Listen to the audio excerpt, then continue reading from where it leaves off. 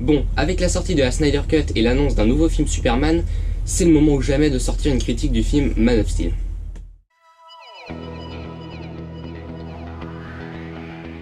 Bonjour tout le monde, on se retrouve aujourd'hui pour parler du film Man of Steel sorti en 2013 et qui, comme quasiment tous les films de Zack Snyder, a beaucoup divisé à sa sortie. Je veux aussi que vous sachiez que c'est mon avis personnel sur le film, si vous avez un avis différent, tant mieux pour vous. Mon but n'est pas de vous imposer mon avis, juste de le partager. Bon visionnage. Donc, Man of Steel raconte l'histoire d'un Kryptonien, un extraterrestre qui est arrivé sur Terre quand il était bébé suite à la destruction de sa planète d'origine. Il va donc faire face à plein d'obstacles et découvrir qu'il a des capacités incroyables sur cette planète et il va donc devoir se battre pour devenir le protecteur de la Terre, Superman. Voilà, maintenant que vous savez de quoi parle le film, on va passer sur l'univers et l'ambiance du film. Alors, si vous vous dites que les films de super-héros c'est toujours fun et familial, détrompez-vous. Man of Steel n'est pas du tout un film pour enfants. Alors, je dis pas que c'est trop violent pour les enfants, c'est juste que vraiment le film, pour un film de super-héros, adopte un ton vraiment très sérieux et très sombre. Et je trouve ça vraiment très bon parce que pour concurrencer Marvel avec leur univers partagé, il fallait que DC propose quelque chose de différent. Et pour moi c'est totalement réussi parce que le film est vraiment impactant, c'est un film puissant avec des enjeux dramatiques et tout, donc je pense que le film est très bien fait de ce côté-là. Il n'y a pas d'humour du tout, vous attendez pas à ça, c'est vraiment un film de super-héros dramatique et je trouve que c'est un très bon point. Sinon, pour ce qui est de l'univers, je trouve que c'est assez bien développé, surtout pour ce qui est de l'univers de la planète d'origine de Superman, Krypton. Je trouve déjà ça vachement bien de nous l'avoir montré, parce que dans la majorité des adaptations, on aurait direct commencé sur un Superman sur Terre. Non, là on a vraiment une très longue introduction sur Krypton, et je trouve ça vraiment très cool, parce que Zack Snyder c'est pas cantonné à juste un monde futuriste avec plein de lasers et tout. Tu vois, t'as l'impression d'y être, c'est un monde très sombre, avec des costumes assez stylés, avec une faune qui a l'air quand même assez riche, même si on la voit pas énormément. On a quand même pris le temps de nous montrer un peu les créatures qui vivaient là-bas, et puis on voit l'architecture, on voit les costumes des gens. Bref, je trouve que l'univers de Krypton est assez bien exploré pour un film qui, au final, parle plus de Superman sur Terre que de Krypton. Et puis, même la culture de Krypton en soi a l'air assez intéressante, surtout avec cette histoire de contrôle des naissances, et vraiment de manipulation du code génétique pour faire en sorte que chaque individu ait un rôle dans la société. Je trouve que c'est intéressant. En fait, on aurait presque carrément envie d'avoir un film centré sur ça, en fait, un spin-off de Man of Steel qui serait basé sur le monde de Krypton. Moi perso, je trouve que ça serait assez cool. Bref, je trouve que le film réussit assez bien son univers et son ambiance. On a un côté très mature, dramatique et épique, et on a aussi un univers extraterrestre que je trouve assez bien exploité. Et du coup, pour moi, l'univers et l'ambiance du film sont très réussis. C'est une qualité du film. Maintenant, on passe au scénario. Contrairement à ce que tout le monde dit, je pense pas qu'on puisse vraiment dire que le scénario soit nul. Alors oui, c'est vrai, il est pas parfait et il a même un gros défaut, c'est d'être pas très bien équilibré. Le film dure environ 2h30 et on a toute une première moitié d'exposition avec des dialogues et très peu d'action, et une deuxième moitié qui n'est qu'un enchaînement de scènes d'action. Et donc du coup, c'est vrai que ça peut être un défaut. Alors d'un côté c'est bien, parce qu'on a une moitié de film tout entière pour vraiment bien approfondir les origines de Superman et vraiment bien exploiter les personnages, bien les développer. Et après, on a une deuxième moitié d'action pour apporter l'action et les combats qui manquaient à la première moitié. Donc d'un côté, ça peut paraître cool, mais c'est vrai que pour certaines personnes, ça peut être assez problématique parce que en fait, quand tu passes comme ça de très longs dialogues à beaucoup d'action, ça peut être un changement assez brusque. Et du coup, au final, si tu t'es ennuyé pendant une heure de discussion, pendant l'heure de baston d'après, il y a de quoi être dégoûté du film, quoi. C'est l'overdose d'action et de drama, au bout d'un moment, c'est plus possible. Alors personnellement, j'ai pas du tout ce problème. Moi, je suis incapable de m'ennuyer une seule seconde pendant ce film, j'adore vraiment ce film, mais je comprends tout à fait que le scénario qui est pas très bien équilibré puisse déplaire à beaucoup de monde, parce que vraiment, c'est vrai que ça manque d'équilibre, quoi. Mais bon, cette méthode de narration a quand même la grosse qualité de permettre d'explorer vraiment très bien les origines de Superman et son ascension vers sa figure de héros, en fait. Et ça, je trouve que c'est très réussi, parce que son origin story est hyper claire, et je trouve que c'est très développé de ce côté-là. On a vraiment tous ces obstacles moraux, ces obstacles physiques et tout. On a vraiment cette élévation du personnage vers son statut de Superman, et ça, je trouve que c'est très cool, et c'est vraiment une super bonne origin story. Le seul défaut que je trouve à cette origin story, c'est que en fait on a toute une évolution de Clark jusqu'à ce qu'il devienne Superman, mais une fois qu'il enfile le costume, ben il a plus du tout d'évolution. Il met le costume et puis c'est bon, ça devient le personnage parfait. C'est pas vraiment ça d'habitude. D'habitude, une fois que le super-héros met le costume, il apprend toujours des choses et s'améliore au fur et à mesure. Là, Clark s'améliore et il met le costume et puis c'est bon, il est parfait. Bon, après c'est pas hyper grave, mais c'est quand même un petit détail qui est assez gênant. Bon, à part ça, le film manque un peu d'explications par moment, donc si t'es concentré, t'arrives à suivre, mais des fois il y a beaucoup d'événements en fait qui sont expliqués que par les visuels et aucun personnage ne va jamais parler de ça, et du coup ben si tu regardes pas bien ce qui se passe à l'image et que tu regardes pas bien les détails, et ben c'est possible que tu loupes un truc et après que tu restes un peu confus. Sinon il y a des sous-intrigues pas ouf, genre surtout les trucs liés aux militaires, alors c'est pas nul, ça reste ok, mais c'est un peu cliché les coups des scientifiques et des militaires qui essayent de réagir face à l'invasion extraterrestre. C'est pas ce qu'il y a de plus intéressant dans le film. Je pense par exemple à une scène où ils veulent larguer une genre de bombe extraterrestre sur un gros vaisseau extraterrestre pour arrêter l'invasion, et là bah pile au mauvais moment, et ben la fameuse bombe ne marche plus, et du coup t'as le scientifique qui essaye de trouver comment la machine extraterrestre marche, et en fait il suffisait de tourner un peu la machine vers le haut pour l'aligner, et en fait bah c'est trop facile. En fait tu vois qu'ils ont voulu mettre une difficulté juste pour rendre le combat final un peu plus difficile, mais au final ça a aucun intérêt. Genre c'est comme dans les jeux vidéo où tu fais une quête et genre ça te dit c'est bon, t'as trouvé le trésor, mais maintenant tu dois combattre un autre boss géant pour avoir la clé quoi. C'est genre vraiment l'obstacle en plus qui est rajouté là que pour ajouter de la difficulté, mais qui a absolument aucun sens. Sinon dans le même genre on a beaucoup de choses qui sont assez incohérentes, et on voit qu'elles ont été mises parce que les réalisateurs et les scénaristes avaient une bonne idée et ils ont voulu l'inclure même si ça casait pas vraiment dans le récit. Je peux pas vraiment donner d'exemples sans spoiler, j'en reparlerai donc en partie spoiler, mais des fois tu vois il va se passer des trucs, des problèmes, par exemple des morts de personnages, et en fait qui auraient pu être réglés très facilement, mais on voit que les scénaristes et tout ils ont voulu mettre ça parce que ça aboutissait à des scènes vachement bien, des scènes vachement fortes, et au final bah, ils les ont gardés parce que c'était bien, mais ça n'a pas vraiment de place dans le récit. Ils n'ont pas réussi à mettre ça en forme de façon fluide dans l'histoire, et ça c'est assez dommage. Bon, on peut aussi regretter le manque d'émotion parce que à part la musique, il n'y a pas grand chose qui va te prendre au trip dans le film. Bon, après tout ça, c'est vrai que j'ai cité quand même beaucoup de défauts, mais le scénario du film reste quand même pas mal. On a vraiment un côté dramatique, épique, avec l'ascension du héros qui est très bien raconté. Les motivations des personnages sont à peu près crédibles et plutôt claires.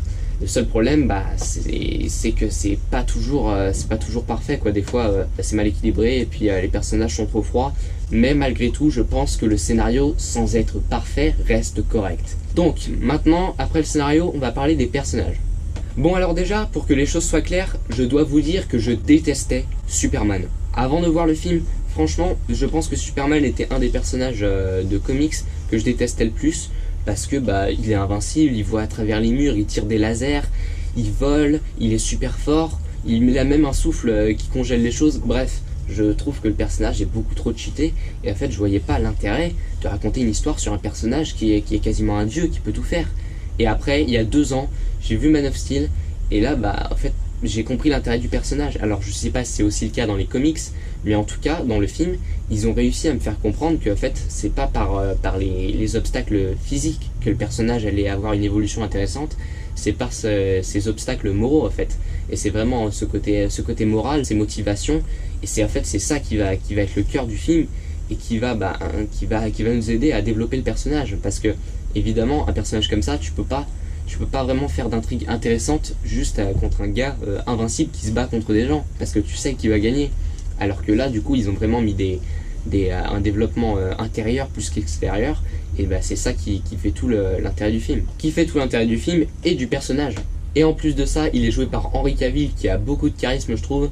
Donc, bah, qu'est-ce que vous voulez demander de plus? Bon, c'est vrai que le personnage est quand même pas parfait, parce que s'il est très intéressant à suivre, c'est sûr qu'il est toujours pas attachant, et puis ben il est hyper intéressant comme personnage dans le film, mais ben tu t'y attaches pas, quoi, t'as pas d'émotion pour lui, et ça c'est un peu dommage, quoi. Et c'est d'ailleurs un des plus gros problèmes du film, c'est que à part Clark, à part Martha qui est très attachante, et Perry qui est très sympa malgré sa façade bourrue, et ben au final aucun personnage n'est attachant. Alors ils sont intéressants pour la plupart, mais ils sont pas attachants, quoi. Ils restent très froids, même s'ils sont pas creux, même s'ils ont une personnalité, ils restent froids, et puis bah c'est un défaut du film, quoi. Pour ce qui est du méchant, Zod, je trouve qu'il est très réussi. Il est imposant, et en plus de ça, je trouve que ses motivations sont assez réussies, parce que en fait c'est un soldat qui est né pour protéger Krypton et son peuple. Il est littéralement né pour ça, parce qu'avec le contrôle des naissances sur Krypton, bah vraiment il a été programmé pour être un soldat qui va défendre sa planète et son peuple, peu importe le prix, quoi. Peu importe s'il doit tuer d'autres gens, peu importe s'il doit exterminer d'autres planètes, et ben il doit le faire parce qu'il est né pour ça et il veut protéger son peuple. Et ça, je trouve que c'est très bon, parce que même si on n'a pas essayé comme Thanos ou plein d'autres méchants qui sont très appréciés, on n'a pas essayé de lui mettre un côté gentil, mais malgré tout on comprend pourquoi il agit, et ça paraît assez, je dirais pas raisonnable parce qu'il a tort évidemment, mais il y a un petit côté, tu le comprends, quoi. T'arrives à savoir pourquoi il fait tout ça. Et pour ce qui est de son interprète, Michael Shannon, et ben je trouve qu'il est, il est très bon, même s'il est un poil dans le surjeu par moment. Je trouve que il a le charisme qu'il faut, et puis ça passe très bien. On a aussi Russell Crowe en tant que Jor-El, le père de Clark, et en fait je trouve qu'il est super cool, vraiment. Il est hyper stylé, et puis il est aussi marrant à sa manière, même s'il veut pas être marrant le personnage, mais il a un petit côté assez fun. Et en fait, je trouve que c'est un très bon personnage. On a limite envie de voir un spin-off sur lui, en fait, parce que moi j'ai vraiment beaucoup adoré son personnage dans le film. On a aussi Amy Adams en tant que Lois Lane.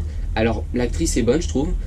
Son personnage a l'air assez coloré, mais malheureusement il est trop sous-exploité dans le film. Et en fait il a l'air fun, son personnage, mais même tu le vois quasiment pas, quoi. Et quand tu le vois, elle sert pas à grand chose, donc c'est assez dommage. Bref, les acteurs du film sont tous très bons et les personnages sont intéressants, mais malheureusement on va tous regretter que on peut pas s'y attacher réellement, on peut pas vraiment les aimer parce que ils sont trop froids, même s'ils sont cool. C'est parti pour les visuels. Le film est réalisé par Zack Snyder, dont j'aime beaucoup le travail chez DC. Alors c'est sûr qu'il a pas un style qui est fait pour tout le monde, il a des visuels souvent très gris, froids et sombres, qui évidemment vont pas plaire à tout le monde, mais c'est une question de goût, ça veut pas forcément dire qu'il est mauvais.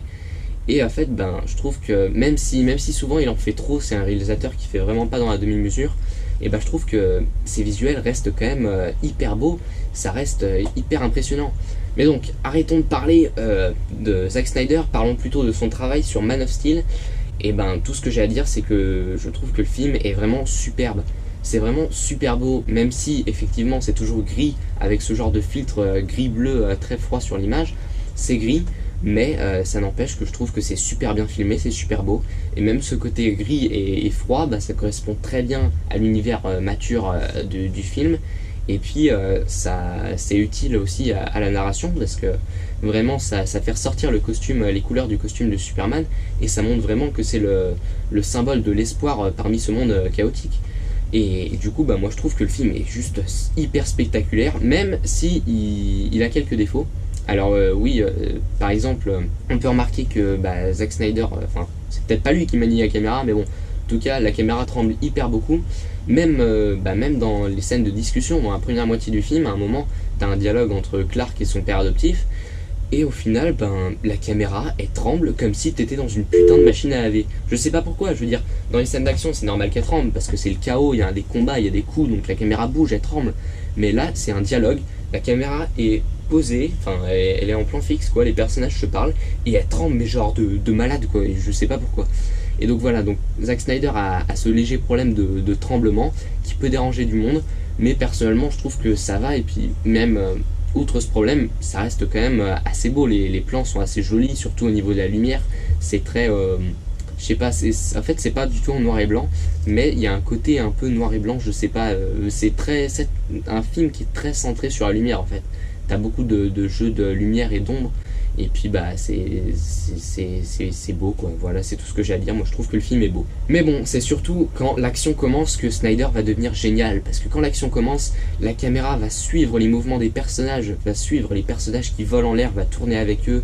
La caméra est très rapide, elle va vraiment tout suivre. Genre à un moment t'as Superman qui va faire le tour de la Terre et la caméra va le suivre sur tout le globe terrestre, et puis on va vraiment avoir le temps de voir tous les endroits où il passe, même si ça va hyper vite. Donc on voit des montagnes, du désert, de la savane. Et pendant tous les combats aussi, les combats en l'air contre Zod, et la caméra va vraiment suivre les mouvements de leurs bras quand ils se donnent des coups de poing. Mais c'est pas des petits coups de poing, quoi, c'est des coups de poing qui vont s'étendre sur 100 mètres, quoi. Donc tu vas voir la caméra qui va tout suivre et tout.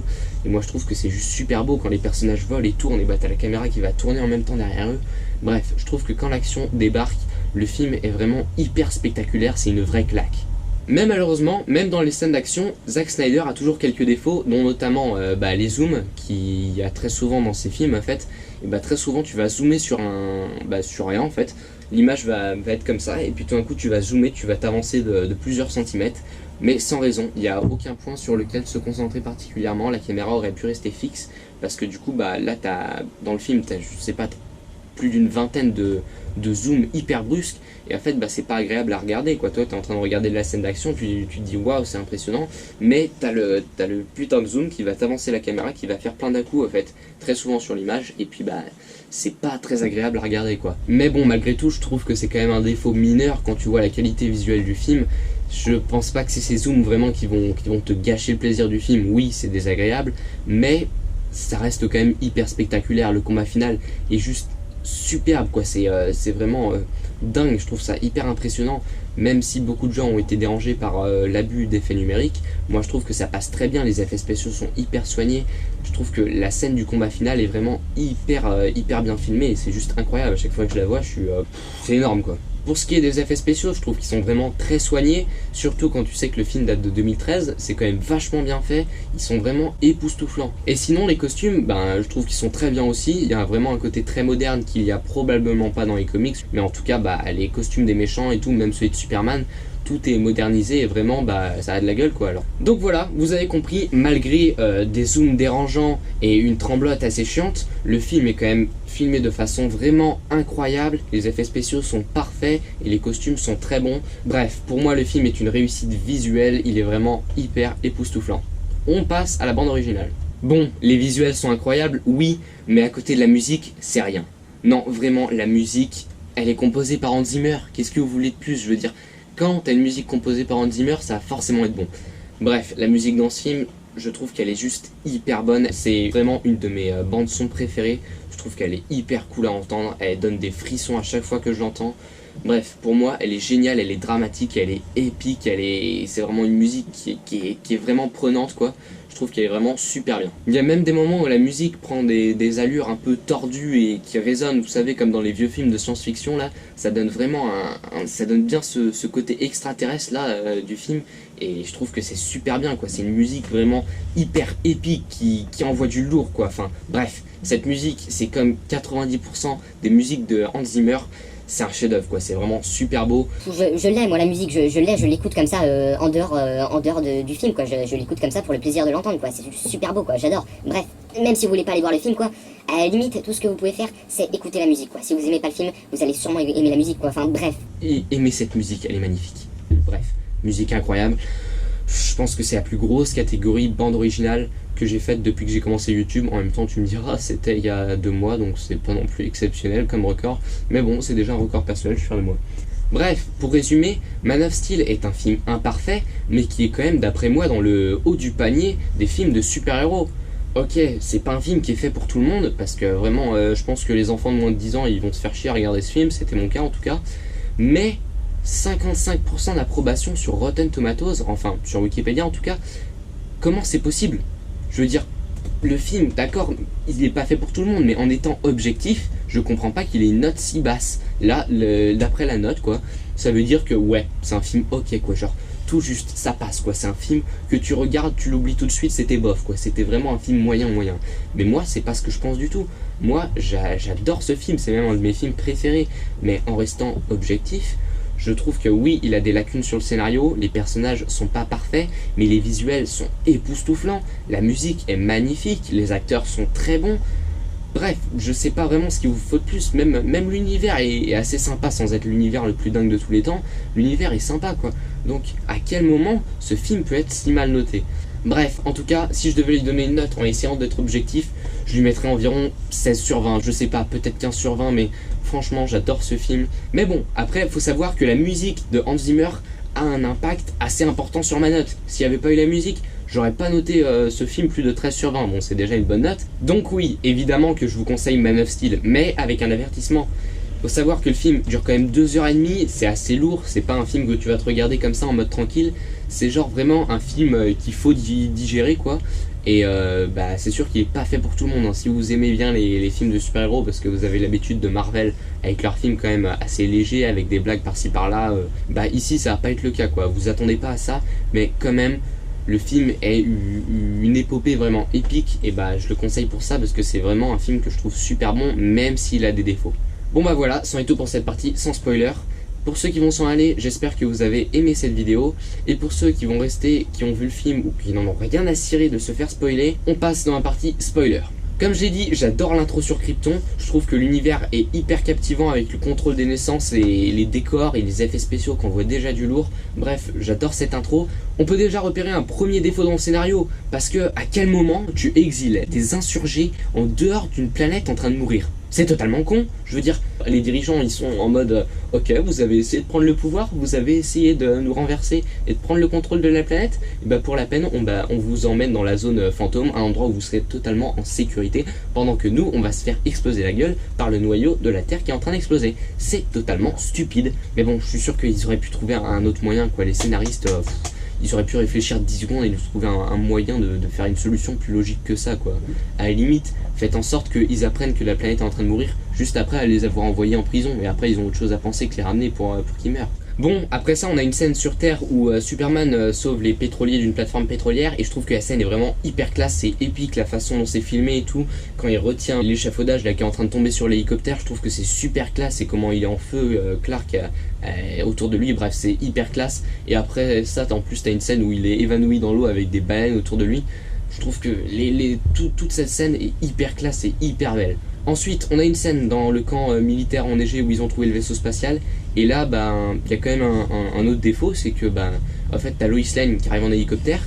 Et en fait, tu vois Clark qui bosse dans le camp en fait et qui prend un de ses bagages. Mais genre, je l'ai remarqué que la troisième fois que j'ai vu le film que c'était lui, parce qu'on se concentre pas du tout sur son visage. Et en plus, il a utilisé un nom d'emprunt pour pas montrer que c'est lui quoi. Et il dit qu'il s'appelle James ou un truc comme ça. Donc comment on est censé, juste on le voit qui tourne la tête comme ça, et c'est avec ça qu'on est censé savoir que c'était lui, alors qu'il est en fond de la caméra. Et ça bon après, c'est pas non plus, ça t'empêche pas de comprendre le film, mais je trouve ça quand même con, parce que c'est à ça que ça sert la caméra quoi, de montrer les personnages qui sont à des endroits quand ils sont censés y être. Petit détail marrant, la scène où il devient Superman et où il met le costume, et tu vois que juste avant, il est mal rasé, il a les cheveux en bataille et tout, et juste après, genre 3 secondes après, il a le costume, et là il est rasé à la perfection, il a les cheveux bien coiffés et tout. Bon, après c'est un détail, ça dérange pas du tout, mais ça m'a quand même fait marrer. Et à part ça, la scène est juste géniale en fait. La scène où Superman vole pour la première fois, elle est juste énorme, c'est filmé super bien, on a la voix off de Russell Crowe qui rend super bien, on a la bande originale de Hans Zimmer évidemment qui va magnifier toute la scène, et du coup ça donne juste une scène hyper mémorable, une scène épique. C'est vraiment l'introduction de Superman dans le film, la première fois où il arrive vraiment en tant que Superman, il arrive et il décolle dans le ciel. Moi je trouve que c'est super classe. Ouais bon, c'est vrai que la mort de Jonathan Kent est un peu conne. Bon alors, j'arrive tout à fait à croire que le personnage aille se sacrifier pour sauver le chien qui est coincé dans la voiture, mais par contre, ça aurait pu être réglé tellement d'une autre manière. Je veux dire, d'accord, il y avait le chien à sauver, il avait qu'à dire bon, moi je vais mettre Martha en sécurité sous le pont, et toi, Clark, vas-y, va sauver le chien, et tout aurait été réglé. C'était comme ça, voilà, il aurait sauvé son père. Par contre, ça a quand même le mérite d'amener du coup la scène super stylée et qui a du sens, où Clark s'apprête à se précipiter pour le sauver, mais t'as Jonathan qui lève la main en mode non, c'est bon, garde ton identité secrète, je vais mourir, et puis voilà quoi. Bon, moi c'est un peu plus dramatique parce que j'ai une façon de le dire qui est pas très émouvante quoi, mais en tout cas la scène est vraiment super cool je trouve, même si ce qui précède est totalement con. T'as ensuite une scène où tu vois l'armée humaine qui découvre des images satellites, et tu vois un vaisseau kryptonien qui est en orbite autour de la Terre ou de la Lune, je sais plus trop. Et en fait, déjà tu remarques un détail qu'il y a dans plein de films et qui est totalement con, c'est qu'ils ont pris la peine de faire des petites flèches sur leur graphique pour montrer où est le vaisseau. Mais genre, tu as la lune blanche et tu as la grosse hélice du vaisseau noir qui passe devant. Comment tu pouvais la louper? Et maintenant ils ont mis des petites flèches blanches, comme si le général il était en mode putain, il est où le vaisseau? Je le vois pas sur la carte. Vous êtes sûr qu'il y a un vaisseau sur la carte? À part ça, le général je trouve qu'il déduit un peu beaucoup trop vite le coup de ouais, c'est des aliens, ils veulent faire une entrée spectaculaire sur Terre. Mais comment tu déduis ça quoi? Ils sont juste en orbite autour de la Lune. Qu'est-ce qui te dit qu'ils veulent faire une entrée spectaculaire? Le premier contact entre Zod et la Terre est juste génial. Je sais pas, j'adore la façon dont il communique avec, par tous les écrans de la Terre, avec cette voix totalement déformée, c'est glauque, c'est flippant, c'est mystérieux et tout. Et en fait, bah, ça ressemble juste à un film d'alien normal, quoi, pas un film de super-héros. Et ça donne vraiment une ambiance d'extraterrestre que je trouve hyper classe, avec le "vous n'êtes pas seul" qui est diffusé partout dans la Terre. Je trouve que ça rend super bien. Ouais, bon, autre scène dans le style la mort de Jonathan Kent. On a encore une scène qui est classe, mais qui aurait dû se passer d'une autre manière si on était logique. Et c'est la scène où Zod montre une vision à Superman. Et en fait, bah, c'est stylé, la scène est cool. On a même la première apparition du Black Suit qui apparaîtra dans la Justice League. Mais c'est con. Je veux dire, si Zod veut convaincre Superman de l'aider à détruire la Terre pour recréer Krypton, pourquoi il lui montrerait un monde apocalyptique? Pourquoi il lui montrerait un monde où tout le monde est mort, où il marche sur un sol de crâne et d'os? C'est totalement con. Il devrait lui montrer un monde paisible avec une nature magnifique et des habitants kryptoniens, pas un monde rempli de squelettes. C'est totalement con, moi je suis désolé. Sinon, j'adore la scène où l'intelligence artificielle de Jor-El guide Lois Lane dans le vaisseau. Je trouve ça super cool. On dirait les guides dans les jeux vidéo qui te disent appuie sur telle touche pour tirer, etc. Et en fait, bah, je trouve que la scène est vraiment juste top. C'est pas fait pour être marrant, mais il y a un petit côté sympa, quoi. Et je trouve ça sympa, quoi. Un petit côté sympa, c'est souvent sympa. Pourquoi je suis obligé de me justifier sur des trucs simples comme ça? C'est dingue. Bon, là, je m'attaque au gros. Superman n'a pas détruit Metropolis. Parce que tout le monde gueule, ouais, ce film est nul, ils ont transformé Superman en un gros monstre violent et sanguinaire qui détruit tout sans en avoir rien à foutre des civils, mais n'importe quoi. Déjà, de une, Superman n'a fait quasiment aucun dégât. Les seules fois où il détruit des bâtiments, c'est quand il se bat contre Zod, et c'est parce que Zod le lance contre un bâtiment et il explose. C'est tout, il détruit que des façades de bâtiments, il ne fait tomber aucun bâtiment, il ne détruit quasiment rien. Le centre-ville de Metropolis a été détruit par la machine de terraformation, qui balance des gros lasers et qui détruit la moitié de la ville. C'est ça qui a détruit la ville. Ensuite, autre destruction de la ville, c'est le vaisseau kryptonien qui s'écrase dans la ville. Et c'est même pas la faute de Superman. Putain, il doit arrêter les méchants, c'est pas sa faute si ça détruit la ville. Et au final, c'est que les méchants qui détruisent la ville. Alors arrêtez avec vous, Superman a détruit la ville. Il ne le fait pas depuis le début. Il essaye de les empêcher de détruire la ville. Je sais pas. Essayez 2 secondes de vous concentrer sur les scènes d'action et vous verrez qu'à chaque fois qu'un bâtiment est détruit, c'est Zod. C'est Zod qui tire des lasers et fait s'écrouler le bâtiment où travaille le mec de Wayne Enterprise. C'est aussi Zod qui balance Superman contre un mur et le fait exploser. C'est Zod qui passe à travers un bâtiment et le détruit. C'est toujours Zod, c'est jamais Superman. Donc arrêtez avec vos conneries de Superman est con, ok? Voilà, c'est bon, c'est clair, on est clair sur ce sujet? Apparemment pas. Bon bah d'accord, tu vas me sortir l'argument de depuis le début Superman aurait pu emmener Zod en dehors de la ville et comme ça il n'y aurait pas eu de dégâts. De une, Zod attaque la ville, c'est pour ça qu'ils se battent dans la ville. De deux, Clark peut pas l'emmener ailleurs parce que Zod est plus fort que lui, il domine le combat au début, donc Clark a pas vraiment le temps de s'enfuir. Et de deux, même s'il s'enfuyait, et ben Zod a plus de but, son seul but c'est de se venger, il veut se venger de Superman parce que Superman a causé en quelque sorte la mort de Krypton. Donc du coup, Zod veut causer la mort de la Terre. Du coup, il détruit la ville. Admettons, Superman s'éloigne de la ville pour essayer de l'éloigner. Zod, il est pas con, il comprend, il commence à détruire la ville. Clark est obligé de revenir et continue à se battre dans la ville. Voilà, il n'y avait aucune solution alternative. Et même si vous continuez de me dire qu'on ne montre pas le côté humain, qu'on ne montre que les aliens qui se battent et qu'on ne montre jamais les pauvres humains qui subissent les dégâts, et bah c'est faux. On voit les employés du journal Perry et je connais pas leur nom. On voit Perry et ses collègues qui sont coincés sous les décombres et qui essayent de sortir pendant que le laser se rapproche toutes les secondes et qui vont finir écrasés. Cette scène est juste superbe et on montre bien les dégâts civils. Alors arrêtez avec ça. Ouf, voilà, c'est bon, j'ai argumenté. Donc, sinon, à un moment, Lois est dans l'avion cargo des militaires pour jeter la bombe extraterrestre sur la machine à terraformation. Qu'est-ce qu'elle fout là? Je veux dire, c'est une journaliste, ils ont personne de plus qualifié pour balancer une bombe extraterrestre. Sinon, moi je trouve ça très bien que Superman tue Zod à la fin, même si beaucoup de gens ont critiqué ça parce que apparemment Superman a un code moral et il tue jamais. C'est pas comme s'il le faisait de bon cœur. Je veux dire, il allait tuer des gens, Zod, tuer encore plus de gens, les tuer, les découper en deux. Alors au bout d'un moment, Superman il doit faire un choix, est-ce qu'il tue un gros connard qui détruit des mondes entiers, ou alors il sauve trois pauvres gens qui n'ont rien fait? Évidemment qu'il va tuer le gars, je veux dire ça me paraît tout à fait logique, et c'est pas comme si ça lui faisait rien, après l'avoir tué il hurle de douleur parce que ça a brisé tous ses codes moraux, tout ce qui faisait de lui, ce qu'il pensait être un homme bien, donc il hurle, et puis ça montre très bien qu'il voulait pas le faire, mais il l'a fait quand même parce qu'il avait pas le choix. Donc arrêtez avec vos ils ont détruit le personnage parce qu'il a tué Zod. Non, c'est normal qu'il ait tué Zod, c'est même très bien comme ça. Non, par contre, ce qui est pas très bien fait, c'est qu'à peine 2 minutes plus tard dans le film, il y a des blagues et puis... Enfin bref, il y a des blagues après qui suivent, mais genre déjà, il n'y a aucune autre blague dans le film, donc les seules blagues du film arrivent au mauvais moment, et donc on n'a pas assez laissé le temps pour développer cette douleur du personnage qui a tué quelqu'un. Pour finir, j'aime beaucoup le plan final où on voit Clark qui se rend au journal à moto et puis avec sa cravate sur l'épaule pendant qu'il roule la moto. Bon, moi il faut pas grand chose, hein, j'ai aimé ce plan, voilà, il a rien d'exceptionnel, mais moi je le trouve super sympa comme plan. Donc si vous n'êtes pas content, bah au revoir, de toute façon c'est la fin de la vidéo, j'espère que vous l'avez apprécié. Et puis allez voir mes autres vidéos si ça vous tente, j'espère que cette vidéo vous a plu, si elle vous a plu, bah tant mieux pour vous, sinon tant pis pour moi. Salut, moi j'y vais, bon, ça va faire une longue vidéo ça.